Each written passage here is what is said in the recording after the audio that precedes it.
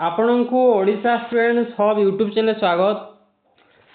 ए video बनाइबार उद्देश्य है जे जो शिशु बाटिका को नहीं एबे सोशल मीडिया चर्चा जोर धरी जे आपको जो 7234 शिक्षक पदवी आसीबो तार सत्यता को नहीं ये वीडियोटी देखो। तो यहाँ प्रमेय खबर कागज बाहरी थिला एवं ये जो पुराना नोटिफिकेशन अच्छी ये नोटिफिकेशन नहीं भाइराल करुला जे शिशु बाटिका पोस्ट आसीबो किंतु एबे आम सूचना और लोक संपर्क विभाग ओडिशा सरकार तरफ गोटे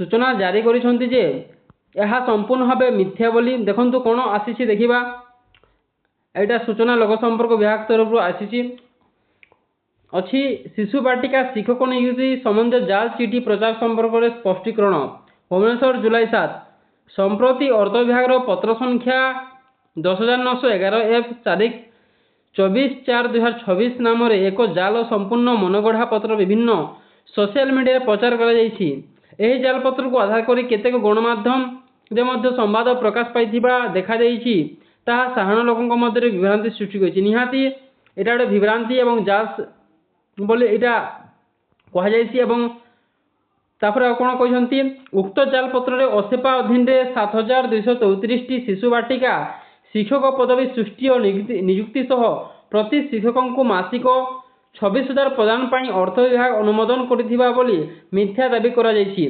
प्रसंग में स्पष्ट कर उक्त पत्रटी संपूर्ण जाल मनगढ़ा और अनधिकृत अर्थ विभाग द्वारा एपरी कौन प्रस्ताव अनुमोदन कर 7,234 शिशु बाटिका शिक्षक पदवी सृष्टि किंबा नियुक्ति संपर्क में उक्त पत्र माध्यम कौन सरकारी अनुमोदन प्रदान कर पत्र में दस्खत पत्र संख्या विषयवस्तु अनुमोदन संपूर्ण मिथ्या और सरकारी अभिलेख यार कौन आधार नहीं। जाल सरकारी पद पत्र प्रस्तुत कर प्रचार करने एक गुरुतर अपराध। यह घटना संपर्क अभियुक्त आईनगत पदक्षेप ग्रहण पर संपृक्त कर्तृपक्ष दृष्टि को अवगत कर राज्य सरकार साधारण जनता और गणमाध्यम को अनुरोध करुछंती जे सोशल मीडिया रे प्रचारित कौन सरकारी पत्र को जांच बिना विश्वास किंवा प्रचार करंतु नहीं। सरकारी सूचना केवल सरकारी विज्ञप्ति वेबसाइट किंवा संपृक्त विभाग ही निश्चित करंतु।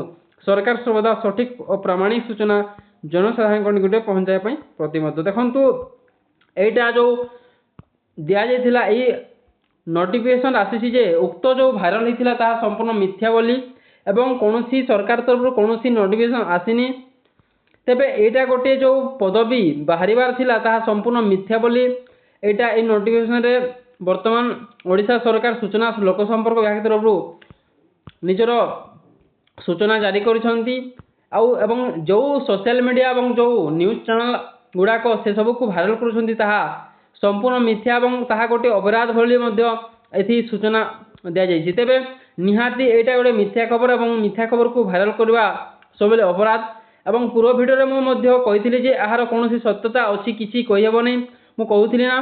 तेबे देखंतु एटा जारी होइछि एवं ताहा निश्चित भाव गोटे अपराध है। एमती मिछ खबर भाइराल करबा उचित नुहे एवं ताहार खोलताड़ करबा उचित कौन सत्यता अच्छी ना नहीं समस्त विवरणी जानी तांको प्रचार करबा उचित एवं एपरी जना को भ्रमित करबा बोली कौन सूचना दिया उचित नुहे। तेणु ये जो भाइराल होइछि ए खबर गुड़ाक यह संपूर्ण मिथ्या खबर एवं ए नोटिफिकेशन संपूर्ण मिथ्या बोली उक्त नोटिफिकेशन रे आपण देखिले तेबे निहाती एटा गोटे मिछ खबर मिथ्या खबर।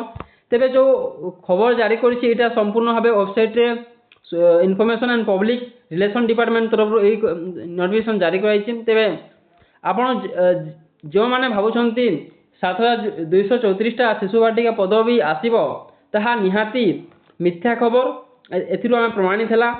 तेबे आपण ए वीडियो बनाइबार यह उद्देश्य थिला। तेबे आपण तो जानिपारे निहाती तेबे निज मतामत कौन यह को नहीं निहाती कमेंट माध्यम दिंतु एवं वीडियो जदि भल लगा निहाती लाइक करंतु एवं आपण जदि प्रथम थर आम चैनल को आइछंती तेबे निहाती सब्सक्राइब कर नियंतु। धन्यवाद।